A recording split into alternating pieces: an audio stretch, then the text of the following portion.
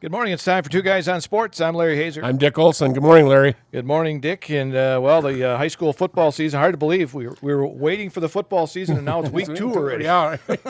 Yeah, and week 1 was, a lot of pretty decent results. A lot we expected, but some pretty good games around, really, when you think about it. So yeah, Neillsville Granton, we were kind of wondering how they would come out without 13 players from last year, but played pretty well. I thought they came out with a great deal of enthusiasm, and they played hard. Coach Lehman across the lines played a lot of people running in. A lot, there's some freshmen that got their feet wet pretty fast the other night. Yeah. But I thought as the game went along, both the offensive and defensive lines got better and better, and that showed. And that's where Gunnar Barth getting 129 yards and 3 touchdowns, and I believe Hartung had almost 50 yards rushing. But that was offensive line as the holes were there more and more. So yeah, and the high school football coaches, some of them in the area, were a part of our high school football coaches show on Monday night over in Marshfield. And by the way, if you want to see the complete program with all the coaches that were there, you can go on to YouTube, on Zaleski Sports on YouTube, and you can find that. But Coach Reed Lehman was there for Neillsville Granton, and he talks about that game against New Lisbon and about his team this year. Talk a little bit about that win over New Lisbon. I'm sure there were some things you saw as a coaching staff that fans may not have saw because of the score at 33-16 with the win, but maybe talk a little bit about that win over New Lisbon.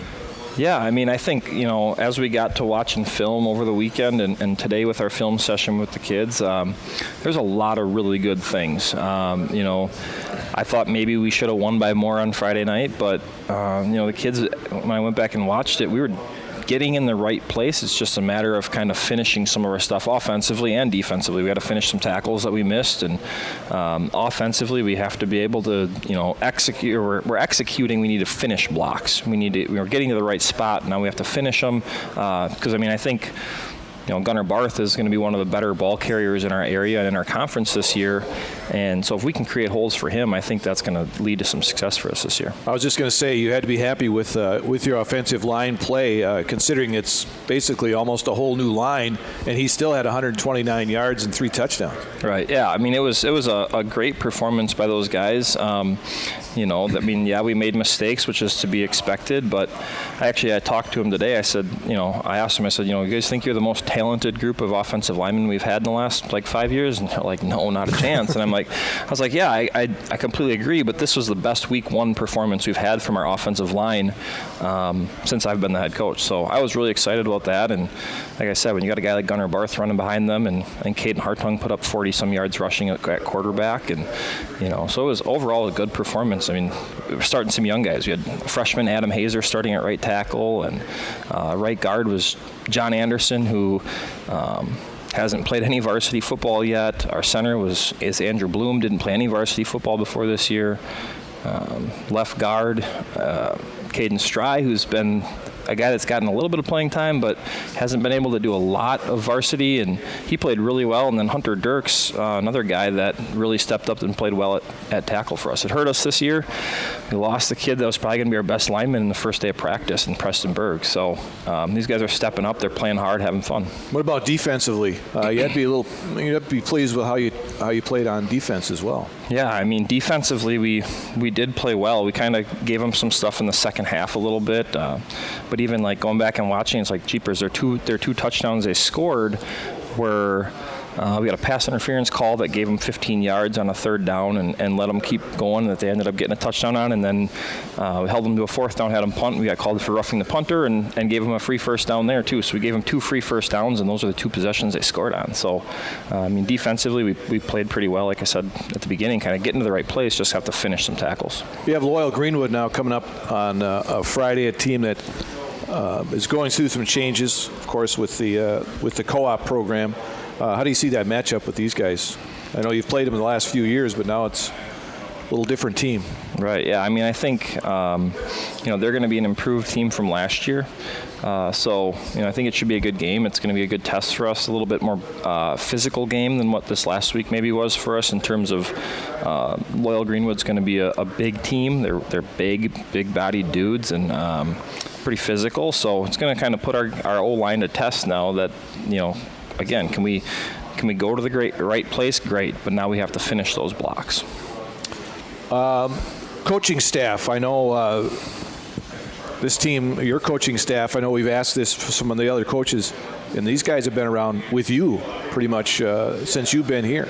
Right, which is awesome. I mean, our staff is a great group of guys, and Chris Paschal's been the offensive coordinator for all 5 years that I've been the head coach, and Jason Kurth has been a part of the staff. He's a JV offensive coordinator, and Nathan Schmitz in his second year calls the JV defense, works with our outside linebacker safety hybrids, and plays a little, or works with our tight ends and fullbacks on offense, and just another guy that I trust immensely. And then we have a few guys that have been volunteering for a couple of years in Mike Geyer and Tom Bienick. And then we added 2 new guys this year to the high school staff as volunteers in Alex Block, who's a new teacher in Neillsville, and then Todd Fisher, who has head coaching experience. So he's been a great addition to our staff. Gene? Coach, you mentioned expecting a physical game against Loyal Greenwood. How do you, throughout the course of the year, prepare your team to play a physical style of football? I think it starts for us with weight room stuff. I think is a big thing. Just we're lifting 2 days a week in the season, and had good attendance this off season and that stuff. And so I think if we can get kids feeling confident in their abilities, that helps. And then just in practice, trying to be as physical as we can without beating up on each other too much. And we have a little bit more equal talent all the way through our program this year than what we've had in the past. So that's been nice to kind of be able to, like when we're running against our scouts, it's not like the guys that we're running against are not able to hold up at all. So that's been helpful for us. And you've had to play in a conference that has become rather physical, especially if Regis has one of its better teams. They play such a physical style, so you really have to prepare your ball club for that type of football, don't you? Oh, yeah, for sure. I mean, I think, between the Regises and Mondovi and Elk Mountain's going to be a team, I think, that, can run the ball a lot like they have in the past. And so, we definitely have to be ready to face these teams that are going to try to pound the ball. And this should be a good test for us to kind of see how maybe some of that conference play will go when we get there. That's head coach Reed Lehman of Neillsville Granton, and you talked about throwing some of these freshmen. Yeah, and then untried kids too. You talk about a John Anderson, who I believe is a junior now, but John has been out, ever since a freshman. He's hit the weight room pretty good, and now he's a pretty good contributor on both sides of the ball, on the offensive line and then as a linebacker on defense. And kids, the Stry boys, Alex started cornerback, Caleb at an offensive line spot. So people like that, they've been waiting in the wings for their turn, and now they're enthusiastic and going after it. And that's one of the things, I talked with Coach Lehman here so far this season is the enthusiasm with this team. Yeah. I mean, they are – right. In fact, my son said on the sideline, there was times he couldn't hear the cadence because the sideline for Neillsville Granton was making so much noise. So yeah, and then talk about a kid like Caden Hartung too. He's been waiting patiently behind Bryce Erickson for a couple of years. Saw a little bit of time last year, not a lot, but he got his chance on both sides of the ball, and he looks like a leader out there too. Loyal Greenwood, the team that Neillsville Granton is going to play this week, didn't have as good of results against Abbotsford. And I think you'll find when you listen to this interview with Coach Littner that it's a work in progress with them. And Abby is Coach Knappmuller has a nice team every year. Yes. Every year he usually has a lot of speed, and they go after it pretty good. And it's a good starting point for Loyal, but these 2 games for them are big because I'll tell you what, it gets a lot tougher as it goes down the line. So LG football is what they want to be known as for right now. Okay. Until they figure out a nickname. But Coach Linder talks about with Gene Delisio, who was also part of that show on Monday, about how that co-op got started with Loyal and Greenwood. Yeah, let's recap for our local listeners who don't understand. In recent years, Loyal has played an 11-man schedule. Greenwood has played 8-man football in recent years, and the two programs are co-oping this year to play an 11-man football schedule. Tell us about the process of joining these two programs together to form one football program. So this process has been going on for quite some time. We decided last year to go ahead and co-op, but we waited a year because of playoff implications last year, where if we would have, then neither team would have made a playoff because they were eliminating their conference. So we had decided prior to last year's season to go ahead and start preparing, and each had our own season, and then really combined after last October, November, really worked on getting things together and getting our athletes together with parents and things like that. And number one goal was to get a coaching staff that would really gel and basically kind of match each other, or similarities, but I think that is something with Dean and I, that his weaknesses are possibly my strengths, and vice versa. It's been a good co-head coach up to this point. And I think we kept basically the core of our regular coaches from both staffs and added a couple. So that I think were good pickups. So the process has been very smooth.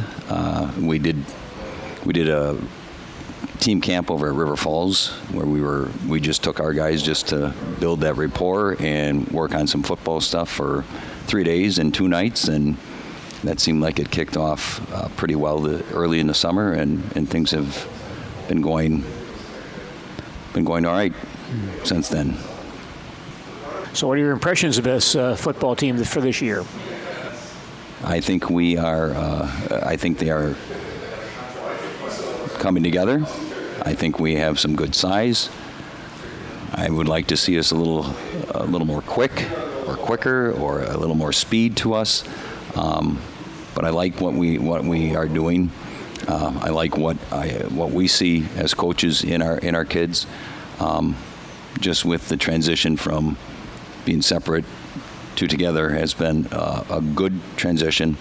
I think our kids have accepted and just said this is a great thing, and are really excited about it. And I think we have some people in both towns excited about it. And we took one on the chin Friday night, but I thought there were some good positives taken out of that.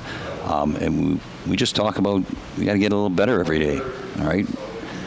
Because I think down the road, and I know we have a very tough schedule, but I think if we can continue to improve, I think our impression is that we can compete in this league. So that's as a coaching staff we believe, but we need to continue to work hard and get better every day. Where do you see some of the strengths on this team? Like I said, size. I would say our O-line is young. We have 3 sophomores on it, 2 seniors. Young, but I believe they are coming into their own, and are developing nicely. We have some senior backs and a senior quarterback that I think that experience is going to help us. We did change our offense, so that has been something for them to learn and to get that continuity down and that consistency down. And you saw that Friday night where at times we didn't look real sharp, but then at times we looked really good. So we just need to continue working on that and get that consistency down. Defensively, I would say I really like our defense. Like I said, I think we have some good size. I would say the only thing that we are lacking is what I would like to see more, or as a coaching staff we would like to see more, is a little more team speed. It's not terrible, but we have to notch up our level of play dealing with the conference that we're in. So we'll work on developing that as best we can. Coach, is there a transition for the Greenwood kids moving back into 11-man football? if there is, it's a slight transition. They seem like they've come and picked things up real quickly, and it is. I think that camp that we had was a big thing, but they've transitioned well, and I think it's a combination of our kids, the loyal kids, and helping the Greenwood kids, but we do have a new offense, so that's brand new to everyone, and I think that's coming around more and more. I think we have our varsity has got it down, and I think our JV is slowly getting there. But it was a transition for everyone offensively to adapt to our new offense. What are some things you're doing differently on the offense side this year? So we run kind of a hybrid of a flex bone and wing tee.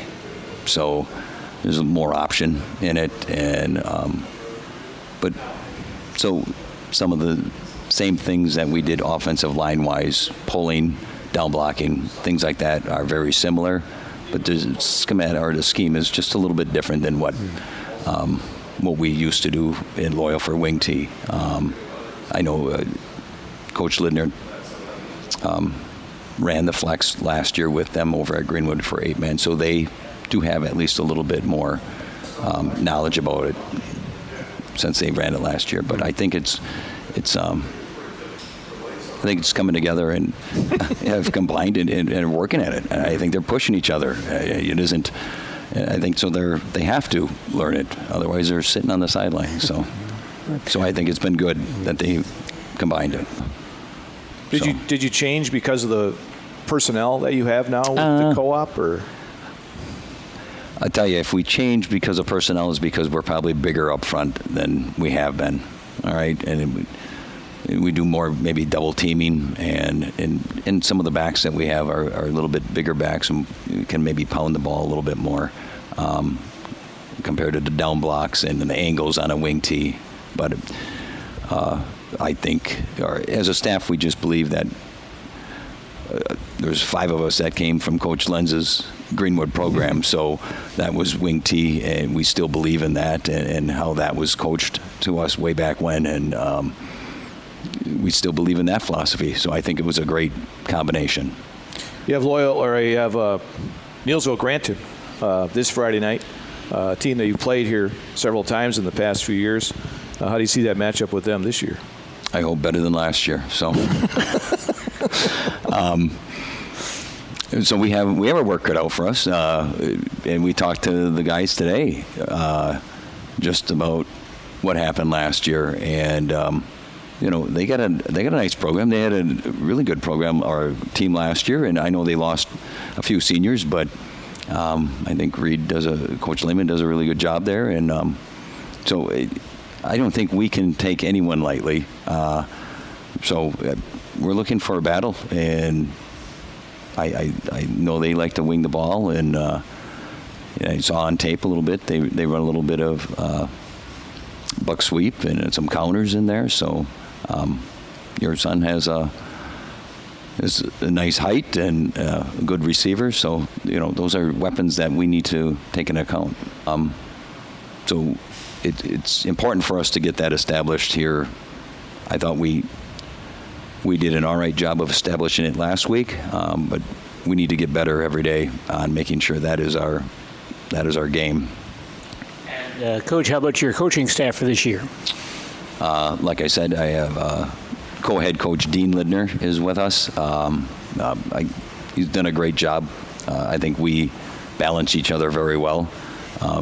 It's a little confusing when they keep calling us Coach Lidner, but it's good. It's good. Who else do we have? We have Aaron Greisen, Cody Halpin. So Aaron is co-defensive coordinator. Cody Halpin, who was with me for 12, 13 years. He's co-offensive coordinator. Kyle Damask, special teams coach. Josh Nemi, DNs and tight ends. Travis Kind, he is dealing with our line, both lines, defensive tackles and our offensive line. Louis Stiglitz, kind of an all-around, helps out at outside linebacker and with the backs. and Seth Schilling, who is with us on Friday nights, and then he runs our middle school program. So I really like the staff. I think Coach Lindner and I are excited about what the staff brings and the continuity that we have together. All right, that's head coach Chris Lindner. And, of course, he is co-coaching with Dean Lindner. Dean Lindner, yeah. So I don't know what happens when they say Coach Lindner on the sideline. Yeah, but- Dean Lindner, who's from Greenwood, and Cody Halpin, who was Chris's offensive coordinator with Loyal. They are running the offensive side of the ball. Okay. And Chris, and I'm not sure who else are running the defensive side of the ball. So I think it was Aaron Greisen. Aaron Greisen, yeah. All right, Exactly, So so. it's kind of a work in progress, as we said, because the co-ops, you're co-oping two schools together. Absolutely. I mean, these kids know each other. Yeah, But they and I think they did some good things. They went up to River Falls for 3 or 4 days and had a camp, and they thought that brought the kids together much better, maybe, and then they do co-op in other sports too, Right. So Right. it can work, and football is probably the biggest one they've ever tried. So we'll see what happens. But, yeah. All right. And again, if you want to hear more of the other coaches and more of those interviews with those two coaches that were at that coaches show on Monday, go to YouTube and go to Zaleski Sports. And you'll Marshfield find, area coaches show. there was some good stuff there. I mean, Yeah, there's some good teams that are going to be playing in the area. Absolutely. You started off, Denny Gadel led her off, and then, you had Coach Knappmiller, as we said, Logan Rosemeyer, Jay Anderson over Jay at Anderson, Auburndale. who's going to have a very good ball club this year, too. In fact, so. they're ranked third in the preseason Yeah. poll, or after week one, I should say. It's not preseason anymore. No, we have an actual polls this week. Yeah. So. And but let's take a look at what's going on this coming week here in high school football. And again, they're going with some Thursday night games tonight. Thursday night, actually, the Valley, quite a few of them, actually. Marshfield is going over to Menominee tonight. DC Everest at River Falls, and Superior at Spash. So, a good start there. And I believe, the St. Croix Central and at Elk Mountain tonight also. So that should be a battle too. So You bet. And that Marshfield Menominee game you can hear on 92.3 FM WOSQ with coverage beginning at around 6:30 for that one. And 8-player football gets started this week. And there is one game tonight in our area. It's McDonald Central at Clayton. Yeah, pretty interesting. McDonald, very highly thought of. They are ranked number 1 in the preseason poll, but they have everybody back. They should be an offensive juggernaut. Yeah, I they think. play So, Clayton, a team that's ranked 7th. yeah, So pretty good first week matchup. Interesting to find out. That's a nice matchup. A couple other nice matchups in 8.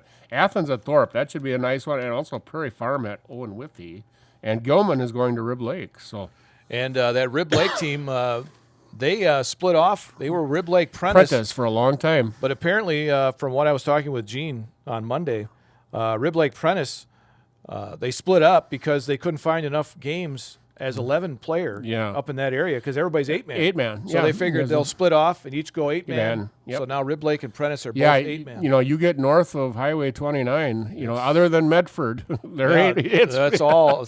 In fact, there's even more now. Hurley, Yeah. who has been a stellar, highly successful program. And and I think of Phillips. Phillips is a D3 school, like in girls basketball, boys basketball. They run an 8-man program too. Yeah. So there's a few teams that have broke off of 11-man are now going 8-man. So it's getting a bigger and it's thing. going to be tougher and tougher to find non-conference games too. Right. For the Yeah, look at Auburndale last year. They had a hard time finding games. Yeah, exactly. And then you have what we have in the Clover Belt with Osseo dropping out. And so Nielsel ends up playing Aurora Central Out of Illinois. Out of Illinois. So, which is nice to have a game, but wow, it's crazy. So Yeah, that's kind of the times we're in. times the Times we're in. All right, so some other games going on tomorrow night. We mentioned Loyal, Greenwood, and Neillsville Granton on 92.7 WPKG.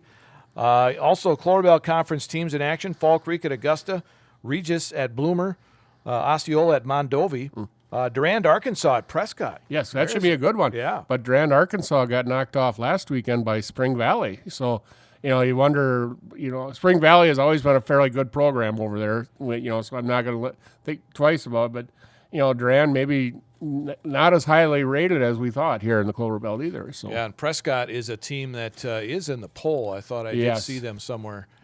I'm not seeing them right now. Okay, they'd probably. Oh, yeah, Division 4. There they are, D4, number yeah. 7. Yeah, they've after week 1. last couple of years they've been very strong over in Prescott. So Cadott, Stanley Boyd tonight. I talked with Coach Gadel from Marshfield. Of course, he's from Stanley Boyd. Yes. And he said that team, there's no reason they can't go deep in the playoffs. Yeah, I honestly feel, Larry, and I've been on their bandwagon ever since the end of last year. Level 3 or 4, it has to be for them. Yeah, that's what You he know, said. maybe not Camp Randall, but definitely level 4, no doubt about it. He said So- their offensive line is bigger than Marshfield's. Yeah, is that right? Okay, and I'm guessing they probably got more team speed than Marshfield too. Maybe. Yeah, they are. They are loaded. Loaded for bear. They're with all those defensive starters back and all that defensive speed. They're going to wreak havoc. You know, they went into Colby last week, and Colby has been fairly highly regarded, and they wreaked havoc up there. So, and that's not an easy place to play. So, One thing for Colby, they didn't have Gavin Voss. no, that's true too. So, But whether or not he would have made that much of a difference. yeah, I said Stanley Boyd put 44 up on a pretty good defensive unit. they so, did.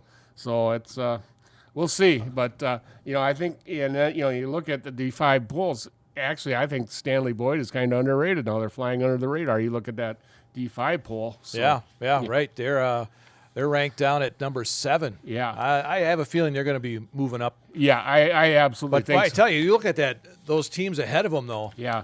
I mean, Wrightstown, Stratford, Yeah. Darlington, St. Mary Springs. Yeah, it may be hard to move all up. teams that are regular visitors Right. to Camp Randall. Yeah. You know, so The Division 6 poll is interesting. Mondovi, Regis, and Auburndale are the top 3. yeah, you know, and I'm not going to say who I think is the best, but quite honestly, I think of those 3 teams, I think Auburndale is going to be the best of the 3. Okay. I don't, you know, Regis, you know, and maybe Brian Brenner is blowing a lot of smoke, saying this is the least Yeah. experienced team. Who knows? You know, I know Coach Luschlater has got his whole offensive line back and 8 starters back on defense. So, but he's still, to me, you still have to replace that quarterback, that running back, and that tight end. So, One of the big games, though, in the area is going to be Stratford at Edgar. Yeah, you know, this is a mainstay, Larry, Yeah, it for is. our area. But, you know, for the last few years, of course, it's been non-conference, but, you know, always a biggie, and you can bet it is going to be a packed house at Edgar on Friday nights. So, Edgar's number 1 in Division 7, and Stratford's number 2 in Division 5. you know, Edgar, you know, and Edgar lost quite a bit to graduation, but they gave up 20 points up at Ladysmith last week. So I think last year they had one game that they gave up Right, more than you're one right. touchdown. And that was late. Yeah, and that was against Boyceville. That was in the playoffs. Yep. So but I imagine there's some growing pains up there too because they lost a lot of quality people over the last year. So Marathon in Auburndale Yep. playing tomorrow night. That game will be on AM 1450 and 98.7 WDLB. Abbotsford and Colby. should be a good one.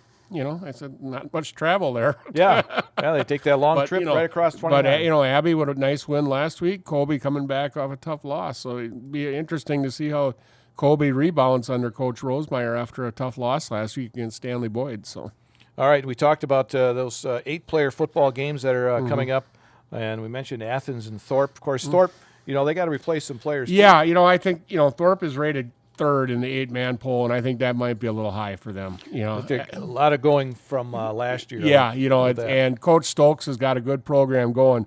But when you got to replace your running back and receiver and your quarterback like that, they have to. It's going to be a little tougher sledding than people think. So, Yeah. So week 2 of the high school football season, getting underway with some games tonight and a good bunch of them tomorrow. Girls volleyball has started. Neilsville traveled to Cadott, finished 1-1 up Yeah, there. got a win against Abbotsford and a loss against Cadott, and so they're off and running. And I believe Saturday the cross country kids get started over at Wildwood Park in a Marshall Invitational. So That's always a big one. yeah, that's huge. Always It's cars huge. all over the place Yeah. at Wildwood Park. And hopefully it's a little cooler than it was last weekend. So Ooh, yeah, I don't want to run in that. no, Wow. but I'll tell you what, you give credit to the Neilsville School District. Boy, they canceled a lot of stuff this Monday because that heat was very oppressive. That was very oppressive. Yes, it was. So. One other thing here, we got about a minute left to go here in the show. With the interviews today, it kind of cut us down on how much we talk. Maybe that's good. I don't know. Yeah, right. we might get a lot of compliments this way. The Badgers starting tomorrow night Yep. against Western Michigan. Western Michigan, so it's off and running. And first 3 games at home, next week South Dakota, and then the third game, maybe the biggest non-conference game. I can't remember the last time they had this big a non-conference game at Camp Randall with Alabama. Alabama. So And it'll be interesting to see what Alabama does now yeah, without Lou Saban. Yeah, Nick Saban. Or yeah. Nick Saban. Yeah, Lou Saban, yeah, whatever. Well, Lou is dad. Dating So myself. yeah, yeah. We're getting old. Yeah. Yeah, Nick Saban without him. Yeah, you know, I said, and then Packers cuts obviously weren't happy with the way Clifford and Pratt played in the preseason. They went out and got Malik Willis. So Yeah. and if he plays in a game, he'll be the first person from Liberty College to play for the Packers since Sam Congato. Remember Sam Congato, the Yes, running back in yes, 05 and 06. So All right. Well, that'll wrap it up here for Two Guys on Sports for this week. I'm Larry Hazer. I'm Dick Olson. We'll talk to you again next week.